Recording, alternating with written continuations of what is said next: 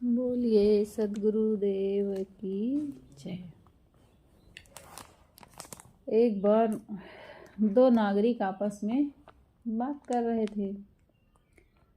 तो पहले नागरिक ने कहा, बहुत दिनों में दिखे, अभी कहाँ से आ रहे हो? दूसरे ने कहा, बाजार से आ रहा हूँ। पहले ने कहा, बहुत देर किए। तो दूसरा बोला, पंडित जी और कबीर की बातें सुनने में देरी हो गई। पहले ने कहा, क्या हो रहा था? तो दूसरा पंडित जी जो थे वो दूसरे ने कहा, पंडित जी एक व्यक्ति से कह रहे थे कि तुम्हें ग्रह लगा है, पूजा करा लो, मात्र 100 रुपये लगेंगे।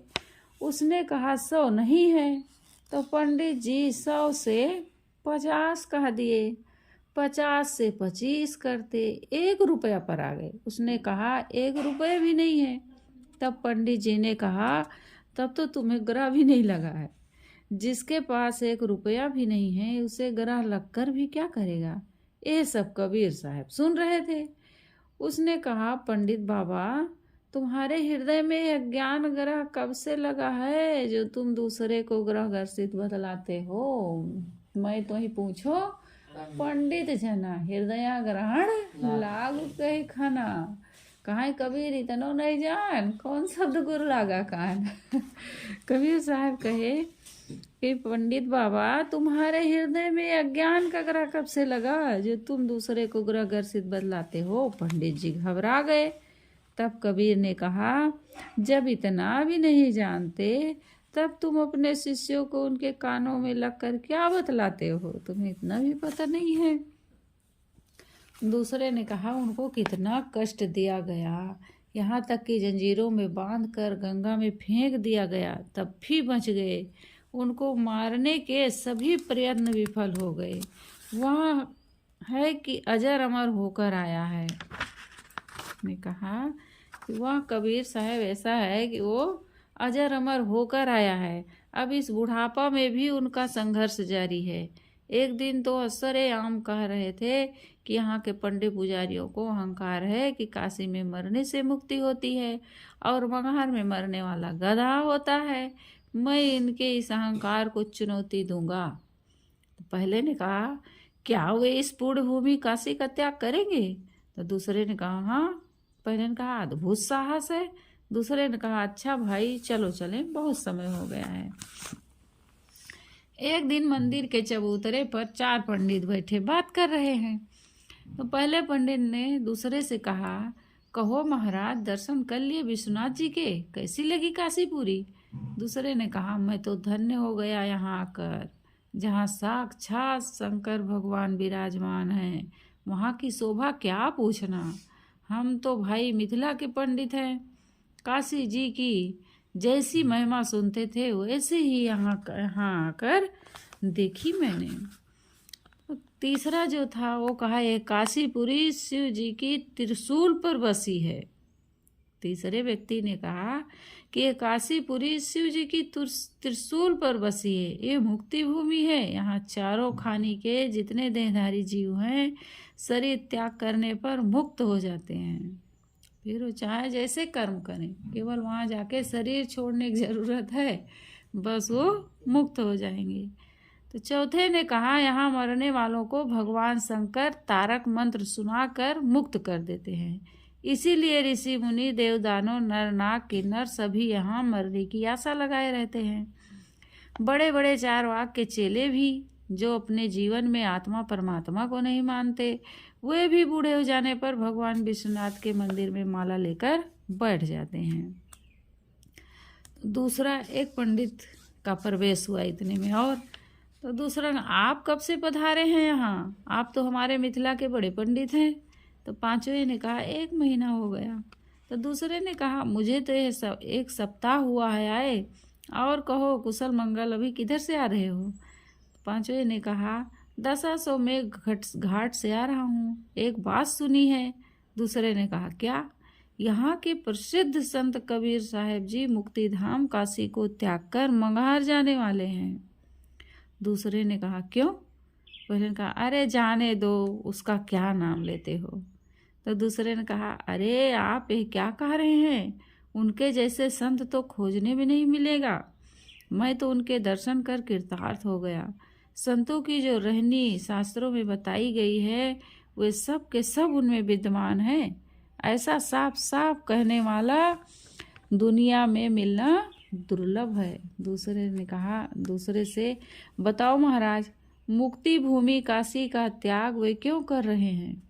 पांचवें ने कहा, काशी त्याग कर मंगहर जाने का उनका एकमात्र उद्देश्य है अंधविश्वास का खंडन तथा सत्य की प्रतिष्ठा करना। उनका कहना है कि हृदय पवित्र होना चाहिए, फिर शरीर चाहे जहाँ छूटे। वे काशी की मिथ्या महिमा को बर्दाश्त नहीं कर सकते। जैसे लोग कहते हैं कि तुम चाहे जितना पाप करो किंतु काशी में मरने मात्र से मुक्ति हो जाएगी, इसलिए वो कहते हैं मैं काशी में नहीं किंतु मंगहर में मरूंगा। दूसरे ने कहा, कहते तो बिल्कुल सच है। चौथे ने कहा, मंगहर में मरेगा? अरे वहाँ मरने वाले तो गदर्भ योनि में जाते हैं। कहा है काश्याम मरणान मुक्ति, काशी में मरने वाले की मुक्ति होती है तथा मंगहर में मरने वाले गधा होते हैं। मगधे चा खरगति। तीसरे ने कहा, अरे भाई चलो उन्हें किसी प्रकार समझा बुझा कर रोका जाए, नहीं तो लोगों की आस्था ही घट जाएगी। काशी के प्रति फिर कौन आएगा यहाँ? तीर्थ ही तो हमारी खेती है, हर तरह से इसकी रक्षा करना चाहिए, नहीं खाने को लाले पड़ेंगे लाले। तो पहले ने कहा, काशी जी की महिमा बढ़ाने के लिए हमारे पूर्वजों ने कितनी मेहनत की है, कितने ग्रंथ लिखे, इसी से दूर दूर के लोग यहाँ आते हैं और उनके द्वारा हम लोगों को खूब दान दक्षिणा मिलती है। और जब कोई यहाँ नहीं आएगा तब हम लोगों का जीवन कैसे चलेगा? चलो जल्दी उन्हें रोको। पांचवें ने कहा, उन्हें रोकना सहज नहीं है, निश्चय के वे बड़े पक्के हैं। वो कहते हैं कि मैं इस अंधविश्वास को तोड़कर ही रहूँगा। दूसरे ने कहा, कहता तो सच है, विवेक से देखा जाए तो वास्तव में रहनी से ही मुक्ति होगी। पहले ने कहा, अरे चलो जल्दी रोको उसे समझा बुझा कर, चलो चलो सब चलो। सदगुरु कबीर साहब काशी कबीर चौरा आश्रम में विराजमान थे। सामने शिष्य गण बैठे हुए थे। भक्तगण उनके उपदेश सुनने को आतुर हैं। कबीर साहब संतों समझा रहे थे सदगुरु कबीर साहब कि हे संतों, जीवन क्षणिक है, अपना काम शीघ्र करो, सेवा सत्संग स्वाध्याय में मन को ऐसे रमा दो कि संसार का ख्याल ही न रह जाए। अलग से कुछ प्राप्त नहीं करना है, केवल विकारों को छोड़ना है। संपूर्ण संकल्पों के छूट जाने पर जो शेष रहता है वही तुम हो। अज्ञानवश ही लोग परम तत्व को अपने से पृथक खोजते हैं। जिस प्रकार मिर्गा की नाभि में कस्तूरी है किंतु वह भूल से उसे घास फूस में ढूंढता है। कस्तूरी कुंडल बसे मृग ढूंढे बनवाए, ऐसे घट घट राम है दुनिया जानत ना है। ऐसा लोगों को सदगुरु कबीर साहब समझा रहे थे कि जैसे मृग की नाभि में कस्तूरी है लेकिन उसको उसे पता नहीं है, वो जंगल जंगल घास फूस में खोज रहा है। ऐसे परम तत्व परमात्मा तुम्हारे ही भीतर है लेकिन लोगों को उसका पता नहीं है, इसलिए उसे वे कहाँ पेड़ पहाड़ और नदियों तीर्थों मूर्तियों में उसको खोज रहे हैं कि परमात्मा अलग से मिलेगा, मुझे मिलेगा, तब उसके दर्शन करके हम कृतार्थ हो जाएंगे, हमारा मोक्ष हो जाएगा। इतने में एक साधु का प्रवेश हुआ। साधु प्रणाम कर गुरुदेव प्रणाम कहा, कुछ पंडित आपसे मिलने आए हैं। कबीर साहब ने कहा, बुला लाओ। उठ खड़ा होता है, आइए महाराज पधारिए। पंडितों को बैठाता है। पंडित लोग, बहुत दिनों से आपके दर्शन की लालसा थी, आज सौभाग्य मिला हुआ है। कबीर साहब ने कहा, बड़ी कृपा की, कहिए क्या सेवा करूं। पंडितों ने कहा, हम लोगों ने सुना है कि आप मुक्ति धाम काशीपुरी को त्याग कर मंगहर जाने वाले हैं। तो कबीर साहब ने कहा, इसमें क्या आश्चर्य क्या है, जैसे काशी वैसे मंगहर। पंडितों ने कहा, आश्चर्य कैसे नहीं है, जीवन भर तो आप काशी में रहे और जीवन की संध्या वेला में मुक्ति धाम काशी को परित्याग कर मंगहर जा रहे हैं, जहाँ मरने पर गधे की योनि प्राप्त होती है। तब कबीर साहब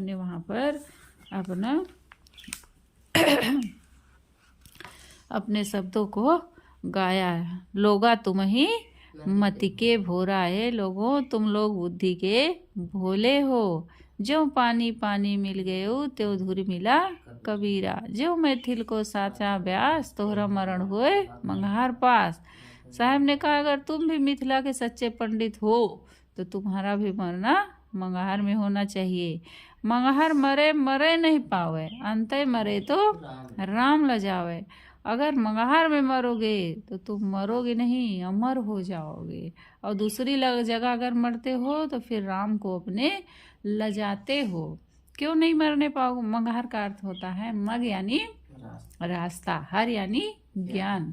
जो ज्ञान मार्ग में शरीर छोड़ता है वो मरने नहीं पाता है, वो अमर हो जाता है। और अंते मरे तो राम ल जावे। फिर साहब कहते हैं कि इसका मतलब है कि तुम अपने राम को लज्जित कर रहे हो कि काशी में ही मुक्ति होगी और कहीं मुक्ति हो ही नहीं सकती है। मंगहार मरे सो गधा होए, भल प्रतीत राम सुख हो। यदि कहते हो मंगहार में मरने से गधा होते हैं तो फिर इसका मतलब है तुम राम पर तुम्हारा कोई विश्वास नहीं है, उससे विश्वास तुम्हारा उठ गया है, खो दिए हो। क्या काशी क्या मंगहार ऊसर जो पे हृदय राम बसे मोरा। चाहे काशी हो, चाहे मंगहार हो, चाहे ऊसर जमीन हो, कैसे भी हो, कहीं भी हम शरीर छोड़े, यदि हमारे भीतर में राम बसता है, हमें राम में स्वरूप में अपनी स्थिति है, हम अपने राम को जानते हैं, समझते हैं, साधना भजन करते हैं, तो फिर कहीं भी शरीर छूटे। जो काशी तन तजय कबीरा तो रामय को कौन नहीं हो रहा। यदि कबीर काशी में शरीर छोड़ता है मुक्ति के लिए तो फिर राम भजन का क्या मतलब है? फिर भजन पर अपने विश्वास नहीं है, साधना भजन करने की कोई ज़रूरत ही नहीं है। काशी में शरीर छोड़ दो, फिर न साधना करो, न भजन करो, न मन इंद्रियों को साधो, न रोको, फिर केवल काशी में जा कर के शरीर छोड़ दो। फिर हमें राम भजन पर कोई विश्वास नहीं है, साधना भजन भी करने की ज़रूरत नहीं है। तो साहब ने कहा हे भाई तुम्हारी बुद्धि अत्यंत भोली है। आत्मज्ञानी पुरुष हर समय राम में रमा रहता है, उसके लिए काशी और मंगहार कैसा। सबही भूमि बनारसी सब नीर गंगा होए। सारी भूमि बनारस की भूमि है, काशी की भूमि है, सब काशी नगर, सब जितने भी जल हैं सब गंगा जल है। ज्ञानी आत्म राम है जा घट प्रगट हो। यदि तुम मिथिला के संजीव सच्चे पंडित हो तो तुम्हें भी मंगहार में ही मरना चाहिए। पंडितों ने कहा वाह वाह कबीर जी, हम लोगों को तो आप अंधविश्वासी कहते हैं और स्वयं मंगहार का पक्ष ले रहे हैं। कबीर साहब ने कहा मेरा मंगहार से तात्पर्य है ज्ञान मार्ग। पंडितों ने कहा फिर आप मंगहार क्यों जा रहे हैं? कबीर साहब ने कहा इसीलिए कि आप लोग कहते हैं मंगहार में मरने वाले गधे की योनि को प्राप्त होते हैं। इस अंधविश्वास को तोड़ने के लिए ही मैं मंगहार जा रहा हूँ। काशी में मरने से मुक्ति होती है तो राम भजन की क्या आवश्यकता, साधना स्वाध्याय आत्मज्ञान समाधि अभ्यास की क्या आवश्यकता है। अपने मन वाणी कर्म को निर्मल बनाओ, अपनी रहनी और आचरण को शुद्ध करो, फिर शरीर चाहे जहाँ छूटे, कल्याण ही कल्याण है। यदि रहनी ठीक नहीं है तो काशी में मरकर भी मुक्ति नहीं मिल सकती है। पंडितों ने कहा इनसे पार नहीं पाओगे भैया। देखा कैसा निष्पक्ष विचार है। कबीर साहब जो हमारी भूल के लिए क्षमा करें, आप आज्ञा दीजिए मैं प्रस्थान करूं यहाँ से। तो काशी के राजपथ पर कुछ लोग बैठे बातें कर रहे थे। पहले ने कहा कबीर जी के मंगहार चले जाने से काशी पूरी सुनी सुनी लग रही है। यानी कबीर साहब काशी छोड़कर मंगहार चले गए। कितनी उम्र में गए थे?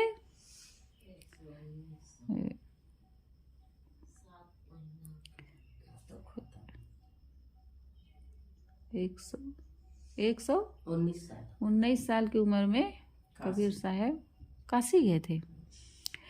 तो कबीर जी के मंगहार चले जाने से काशी पूरी सुनी सुनी लग रही है। तो दूसरे ने कहा बिजली खां का किस्मत चमका है, जो संत कबीर की अंतिम सेवा का उन्हें अवसर मिला है। वहाँ बिजली खां उस समय राजा था।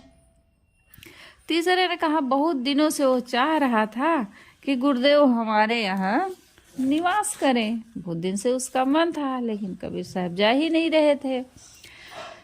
तो चौथे ने कहा, महाराजा वीर सिंह बघेल भी कम प्रयास नहीं किए थे उन्हें ले जाने के लिए। पहले ने कहा, एक बार तो मेरे सामने महाराजा वीर सिंह देव ने कहा, गुरुदेव आप गहोरा में निवास कीजिए, मैं आपके लिए एक सुंदर आश्रम बनवा दूंगा, आपको कोई तकलीफ नहीं होगी। यहाँ आपको लोग तंग करते हैं जो मुझसे देखा नहीं जाता। इस दास को सेवा का अवसर प्रदान कीजिए, मैं आपकी जीवन पर्यंत सेवा करूंगा। कबीर ने छूटते हुए कहा, तुम्हारे राजभवन में चलकर मैं आनंद से रहूं और यहाँ शोषित पीड़ित दलित जनता दुखों में पिसती रहे, ये मुझसे देखा नहीं जाता। चाहे जितना दुख मिले इसका मुझे डर नहीं है, किंतु अब तक मेरे शरीर में रक्त की एक बूंद भी बाकी है, तब तक यह कबीर अन्याय के विरुद्ध संघर्ष करता रहेगा। महाराजा वीर सिंह दंग रह गए, ऐसे हैं कबीर। दूसरे ने कहा, बड़े बड़े भौतिकवादी भी अपने बुढ़ापा में डगमगा जाते हैं और वे काशी आकर शिवलिंगी पूजने लगते हैं, किंतु कबीर में कितना साहस है कि स्मृति बेला में भी पंडितों को चुनौती देकर गया कि मुक्ति काशी में मरने से नहीं किंतु आचरण की पवित्रता में है। उन्होंने संसार को दिखा दिया, यथार्थ ज्ञानी के लिए काशी मंगहार ऊसर जमीन सब बराबर है। तीसरे ने कहा, कैसा अजीब संसार है, सत्य कहने वाले को लोग समझ नहीं पाते। जब तक कबीर काशी में रहे लोग उनको गालियां देते थे, किंतु आज उनके मंगहार चले जाने के बाद उनके विरोधी भी प्रशंसा कर रहे हैं। वे भी आज पछता रहे हैं, काश ऐसे लोग पहले ही समझे होते उनको। चौथे ने कहा, उनका कोई व्यक्ति विशेष से विरोध नहीं था, उनका विरोध अन्याय, शोषण और कुरीतियों से था। पहले ने कहा, तभी तो लोग उनके जाने के समय सबके सब तैयार थे कि हम भी मंगहार चलेंगे, हम भी मंगहार चलेंगे। उनको विदा करते समय ऐसा कोई व्यक्ति नहीं था जिनकी आंखों में आंसू की धारा न बही हो।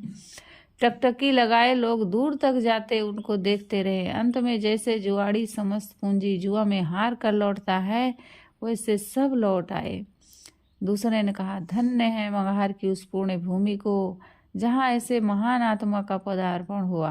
अब काशी उजाड़ सी लग रही है। तीसरे ने कहा, अखंड वैराग और अद्भुत व्यक्तित्व है उनका।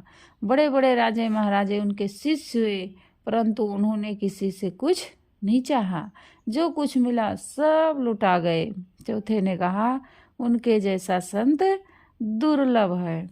मंगहार में आमी नदी के किनारे एक पर्णकुटी बनी है, कुशासन पर गुरुदेव विराजमान है, नवाब बिजली खां चरण दबा रहे हैं, आसपास सब साधु संत बैठे हैं, भक्त लोगों की भीड़ लगी है।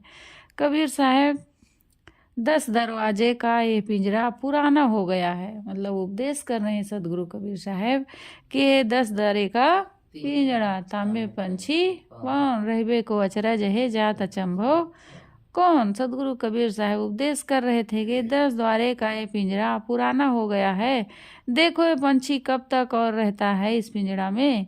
लोग मौत का नाम सुनते ही कांप जाते हैं, कितना मोह है इस शरीर का, किंतु कौन बचेगा।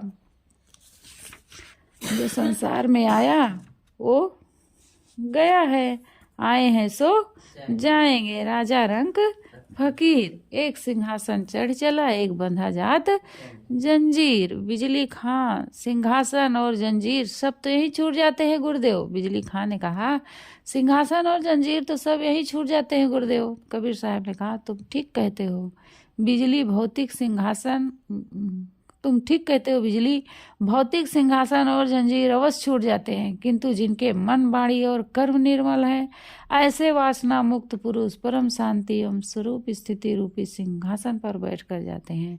और मोही आदमी मोह के जंजीर में बंद कर जाता है, वासना के जंजीरों में बंद कर जाता है। इसी से तो अज्ञानी लोग रोते रोते मरते हैं, किंतु विवेकी को मौत का कोई भय नहीं होता। जय मरने से जग डरे, मेरो मन आनंद, कब मरी हो कब पाई हो पूर्ण परमानंद।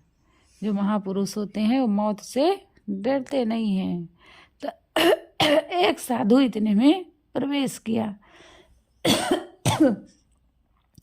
साधु ने प्रणाम कर गुरुदेव को, पंजाब से संत नानक पधारे हैं।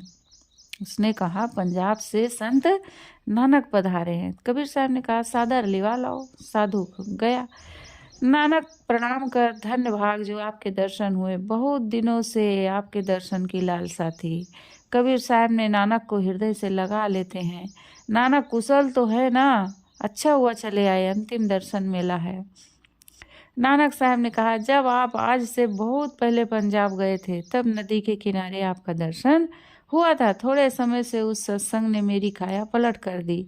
तब से मैंने आपको हृदय से सद्गुरु स्वीकार कर लिया है। आपके श्री मुख से निकले अमृत वचन आज भी अविस्मरणीय हैं। धन्य है आपकी उपकारता। मेरे मन के सारे संदेह भ्रम को आप उसी प्रकार दूर कर दिए जिस प्रकार सूर्य की किरणें अंधकार को दूर कर देती हैं। आप बेमिसाल हैं। हका कबीर करीम तू बेऐब परवरदिगार। हका कबीर करीम तू बेऐब परवरदिगार। गुरुदेव, सब आपकी कृपा है। आप जैसे पूरे गुरु को पाकर क्या कमी है। वाह वाह कबीर, गुरु पूरा है, नानक चरणों का धूरा है। पूरे गुरु की मैं बलि जाऊं, जाका सकल जहूरा है, नानक चरणों का धूरा है। उन्होंने गाया इसको, नानक साहब ने। कबीर ने कहा, वाह वाह बेटे, जीते रहो। तुम जैसे योग्य संत तो मुझे प्राणों से अधिक प्यारे हैं बेटा। तुमसे संसार को प्रेरणा मिलेगी। नानक साहब ने कहा, आपके दर्शन पाकर कृतार्थ हुआ गुरुदेव। तिल घोंटत तारी लगी, दिल दरिया के तीर, नानक की संशय मिटी, सदगुरु मिले कबीर। नानक साहब ने कहा। कबीर साहब ने कहा, बेटा आओ भोजन कर लो, बहुत दूर से चल कर आए हो। नानक ने कहा, जो आज्ञा गुरुदेव। एक पेड़ के नीचे कबीर साहब के शिष्यगण बैठे बातें कर रहे थे। भगवान साहब आ गए। गुरुदेव जी को आराम नहीं मिल रहा है। रात दिन दर्शन करने वालों की भीड़ लगी रहती है। समय निर्धारित कर देना चाहिए जिससे उनको कुछ आराम मिल जाए। सुरती गोपाल साहब ने कहा, किसको मना करें, फिर गुरुदेव को यह अच्छा नहीं लगेगा। तत्वा साहब आ गए। गुरुदेव कभी नहीं चाहेंगे कि उनसे मिलने वालों को दर्शन करने से रोका जाए। जीवा साहब ने कहा, मुझे तो आश्चर्य लगता है कि इतनी जर्जर अवस्था में भी वे धारा प्रवाह बोलते रहते हैं। जब से पंजाब के संत नानक जी पधारे हैं तब से तो सत्संग और तेज चल रहा है। रात दिन गुरुदेव और नानक साहब का सत्संग चलता रहता है। ज्ञानी साहब ने कहा, गुरुदेव जी का संकेत आप लोग समझे? जीवा साहब ने कहा, नहीं तो।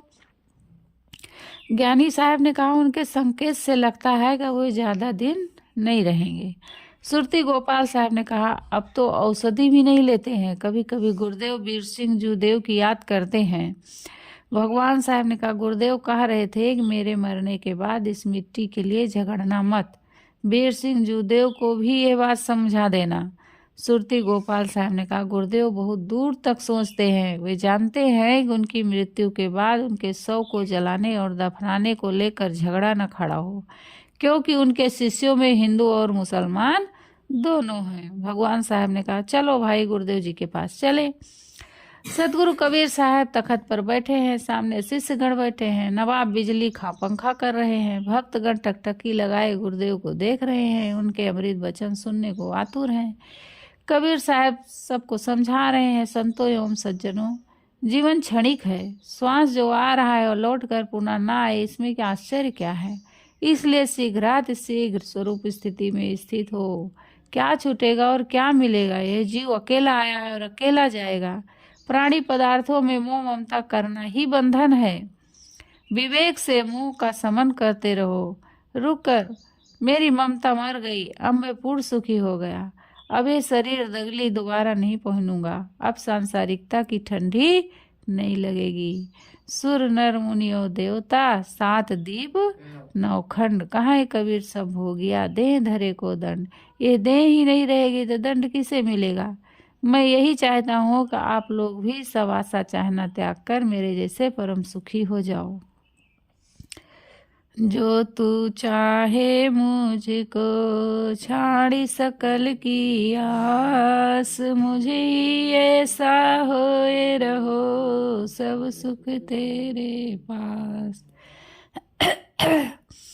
अब कुछ करना शेष नहीं। जिस घड़ी का इंतजार था वह अभी बिल्कुल नजदीक आ रही है। दूसरी समाप्त हो रही है। कैसा मिलन की बेला है, परम शांति, अखंड आनंद। जय मरने से जग डरे, मेरो मन आनंद। कब मरी हो कब पाई हो, पूर्ण परमानंद। बिजली खां ने कहा, गुरुदेव। कबीर साहब ने कहा, बिजली जो कहना हो निसंकोच कहो, ये समय दोबारा नहीं मिलेगा।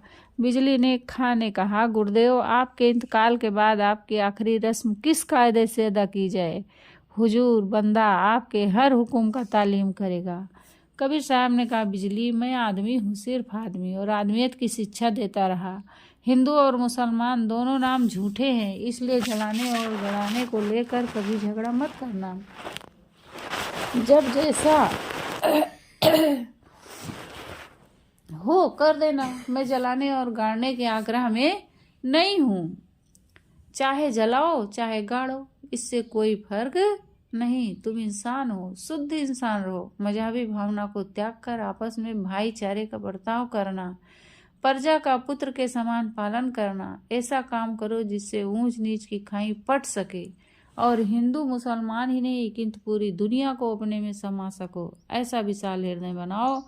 कौन आप अपना और कौन पराया है? मुझे तो सब प्यारे हैं। अब मैं तुम सब लोगों से ही चाहता हूँ कि अपनी प्रेम धारा से सबको प्लावित करो। तुम्हारे हृदय में प्रेम का अजस्र स्रोत फूट पड़ना चाहिए, यही मेरी अंतिम शिक्षा है। पोथी पढ़ पढ़ जग मुआ, मेर पंडित हुआ ना कोई। ढाई आखर प्रेम का, पढ़े सो पंडित होय। बिजली खां गुरुदेव को लिटा देते हैं और सब शांत हो गया। कुछ देर बाद बिजली खां गुरुदेव गुरुदेव गला रुंझ जाता है। गुरुदेव गुरुदेव भाइयों, गुरुदेव जी नहीं रहे, अपने स्वरूप में लीन हो गए। सुरती गोपाल साहब ने कहा, भाइयों धैर्य रखो। भगवान साहब ने कहा, शरीर को तो कब के छोड़ चुके थे। जो महापुरुष होते हैं पहले ही छोड़कर जीते हैं। ज्ञानी साहब ने कहा, अब शरीर ही अपने गुरु भाइयों को, अब शीघ्र ही अपने गुरु भाइयों को खबर दिया जाए, जिससे वे सब गुरुदेव के पार्थिव शरीर का अंतिम दर्शन कर सकें। बिजली खां ने कहा, दूध से तुम फौरन ही गहोरा जाओ और वीर सिंह गुरुदेव को खबर करो, मगहर में गुरुदेव जी का इंतकाल हो गया। दूध जो आज्ञा। बिजली खां, दूसरे दूध से तुम काशी जाओ और काशी नरेश को सूचित करो, जो आज्ञा। गहोरा नरेश महाराजा वीर सिंह जू देव बघेल का राजमहल रानीवास में महारानी कमलावती अपनी सहेलियों से बातें कर रही हैं। कमलावती ने कहा, सखियों महाराज को रतनपुर गए 1 सप्ताह हो गया, अभी तक न कोई दूत आया न खबर मिली। पहली देवी, चिंता की कोई बात नहीं। महाराज राजकुमार वीर भानु का ब्याह कराकर शीघ्र ही लौटेंगे। दूसरी हमने कहा, हमारे महाराज बड़े प्रतापी हैं, रतनपुर नरेश के विशेष आग्रह से रुक गए होंगे। कमलावती ने कहा, सखियों जब से गुरुदेव जी काशी से मगहर गए हैं, बार बार गुरुदेव जी का ही स्मरण होता है। उनके दिव्य रहनी पावन उपदेश रह रह कर याद आते हैं। आहा, जैसे मुख से अमृत झर रहे हों। उन्होंने कहा था, कमला जीवन क्षणिक है, साधना में मन दो, जीवन का परम लक्ष्य शांति की प्राप्ति है। उनकी वाणी ऐसी लगती है कि हर दम सुनती रहूं। पहले ने कहा, जिनका जीवन ही अमृतमय है उनकी वाणियों में अमृत क्यों न हो। इतने में कंचुकी नाम की प्रणाम कर महारानी की जय हो, मगहर से दूत आया है।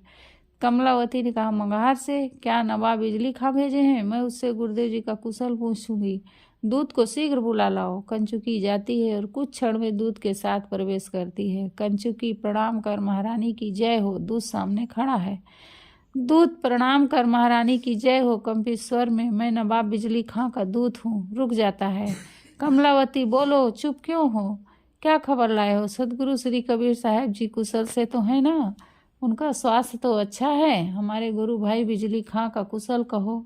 रुक कर, अरे दूध तुम बोलते क्यों नहीं? तुम्हारा चेहरा मुरझाया क्यों है? हे भगवान, ये दूध बोलता क्यों नहीं? महारानी जी खता माफ हो, मुख से शब्द ही नहीं निकल रहे हैं। रुक रुक कर सदगुरु कबीर साहब, मतलब कहा किसी प्रकार। कमलावती ने, बोलो गुरुदेव का नाम लेकर क्यों रुक गए? दूत उन्होंने देह त्याग दिया। कमलावती, हाय गुरुदेव जी शरीर छोड़ दिए। दूत ने कहा, जी। कमलावती सिसकियाँ, हाय मेरे गुरुदेव जी, सिसकियों में कितनी अभागन हूँ, आपके अंतिम दर्शन भी नहीं कर सकी। हाय वे अब कब मिलेंगे, अब गरीबों की रक्षा कौन करेगा, जनता को सन्मार्ग की शिक्षा कौन देगा। सिसकियाँ, हाय गुरुदेव मेरे गुरुदेव, धीरज रखो महारानी, पहली ने कहा। दूसरी, गुरुदेव का उपदेश स्मरण करो महारानी, उनके उपदेश समझ शोक को दूर करने वाले हैं। वे वीतराग पुरुष थे, उनके लिए शोक करने की कोई बात नहीं, वे काया में रहते हुए काया को त्याग चुके हैं। कमलावती ने कहा, सखियों अब क्या होगा, महाराज भी महल में नहीं है जो उनके अंतिम दर्शन करते जाते।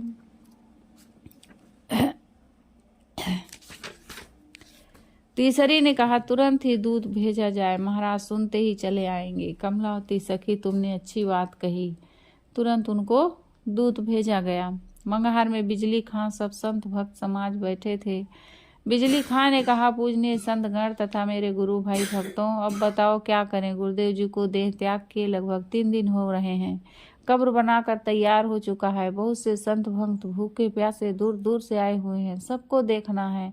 जिन जिन का सौभाग्य था गुरुदेव जी के अंतिम दर्शन कर लिए, अब देर करने की कोई जरूरत नहीं है। भक्तगण ने कहा, हाँ आप समाधि दी जाए। सुरती गोपाल साहब ने कहा, संतों सज्जनों सब तो आ गए, किंतु गुरुदेव जी के प्रिय शिष्य महाराज वीर सिंह अभी तक नहीं पहुंच पाए हैं, जरा उनको और देख लेना चाहिए। बिजली खां, संतों अभी गहोरा के दूत वापस आया है, उनका कहना है कि वीर सिंह महाराज राजकुमार वीर भानु का ब्याह करने रतनपुर गए हैं, वे इतनी जल्दी नहीं पहुंच सकते। संत ने कहा, वीर सिंह जूदेव को समझा लिया जाएगा, इधर काम शीघ्र होना चाहिए। हाँ हाँ शीघ्र होना चाहिए। पूजनीय संत समाज भक्तगण, जिस मंगहार को पंडित लोग तुच्छ समझते थे, बिजली खां ने कहा, जिसके नाम से नफरत करते थे, आज उसे ही गुरुदेव जी अपने कदम रखकर परम पवित्र तीर्थ बना गए। धन्य है गुरुदेव की महिमा। असल में संत पतित पावन होते हैं, तभी तो मुझ जैसे पतित को आज आप सबके दर्शन हुए हैं। सुरती गोपाल साहब ने कहा, आप जैसे सौभाग्यशाली कौन है, आप गुरुदेव के अनन्य भक्त हैं, आपकी सेवा भक्ति अत्यंत प्रशंसनीय है। भगवान साहब ने कहा, गुरुदेव की अंतिम अवस्था तक आपने जो सेवा की है उसकी मिसाल नहीं। जब तक सूरज और चांद रहेगा, जब तक धरती रहेगी, तब तक आपकी अच्छी कीर्ति संसार में व्याप्त रहेगी। आपका बनवाया हुआ सदगुरु कबीर साहब की समाधि आपकी अनन्य निष्ठा का प्रतीक बनी रहेगी। बिजली खां ने कहा, संतों गुरुदेव का एहसान बहुत बड़ा है, मैं कई जन्मों तक उनकी सेवा करता तो भी उन्हें नहीं हो सकता, क्योंकि गुरुदेव जी का महावाक्य है, सब धरती कागज करूं, लेखन सब बन रहा है, 7 समुद्र की मस करूं, गुरु गुण लिखा न जाए। अगर मैं अपने शरीर की चमड़ी निकाल कर गुरुदेव के चरणों की जूती बना दूं, तब भी मैं उनके अत्यंत उपकार का बदला नहीं चुका पाऊंगा, क्योंकि मेरी ओर से जो सेवा हुई है यह नासवान है और गुरुदेव का दिया हुआ ज्ञान अविनाशी है। जागू साहब ने कहा, धन्य है आप जैसे परम भक्त, क्यों ना ऐसा कहें, तभी तो गुरुदेव का आपको अंतिम तक सेवा करने का सौभाग्य हुआ। बिजली खां ने कहा, मैंने क्या किया है, सब तो उनकी ही मेहरबानी है, ऐसे निष्प्रिय संत का मिलना कठिन है। अब तो आप सबका ही सहारा है, इस दास पर आप संतों की कृपा बनी रहे। दूत प्रणाम कर महाराज की जय हो। फिर महाराज वीर सिंह जूदेव आगे आए, फिर आगे और चलेगा। बोलिए सदगुरुदेव की।